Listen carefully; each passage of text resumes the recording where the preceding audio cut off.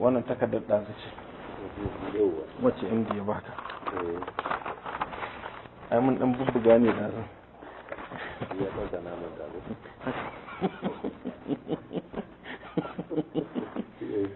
Yanzu dai mutum biyu sun yi turjiya, na ce mishi to ni gaskiya sai dai su zo da kansu su gaya mun zan yi turjiya. SDY ya ce ba abinda zai bayar. SDY? No, haka dai shi ya gani ya ce mishi, ni da shi ya gani haka ba. A shi ne na ce sai ni da shi na ji, in yi ce ba zai ba dama ai ba lalle ba dole. Kaga yadda abin yake, an yi su block dala tiyamin akwai 10,571,000 da za ka ga suna a ƙasa da biro nan ƙasa. shi kuma SDY da sofa abinda zai bayar 9,160,000. sai Asasco abinda ya kamata ya bayar yanzu sofa 20 million. sai Kimpes abinda zai bayar sofa 3 million. sai wannan Malamijo zai ba da 19.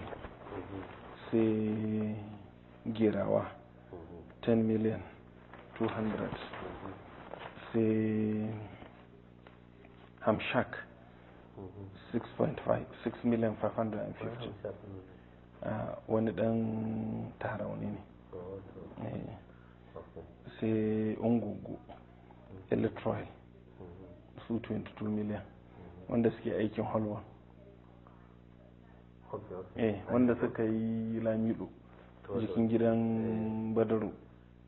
wayannan da an kawo maka dan Niger nan su ne. wannan ba mu da ke su kurin yanzu abinda suke magana suna da certificate ya kusa na 140 wani abu miliyan. suke son in an biya sai su ba da wannan kuɗa da an biya suka ce za su bayar. shi bai da kes duk sanda aka bashi kuɗi yana bayar. sai wannan kofan mata a kan Karofi tiyamin ne 3 million. sai the same electoral din da su wannan Sanka Adala 2 million. su ba ma a ba su wannan advance payment ma ba a biya ba, sai an biya advance payment din 16 million. suna aikin sun yi nisa. sai kuma tiyamin again kofan mata shi ma ramin ba a bada komai ba amma mun yi certificate na 31.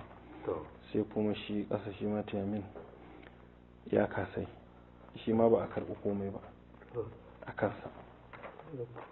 sai shi kuma wannan Power Hill yana jiran ne RETC na BBG saboda abin asphalt tsohon rate ne. shi kuma mun yi lissafi da shi kudin da suke hannun shi 120 wani abu ne 21-22 yana da voucher da ba a biya ba shi kuma 100 ce an wan akan BBG. akan BBG to yana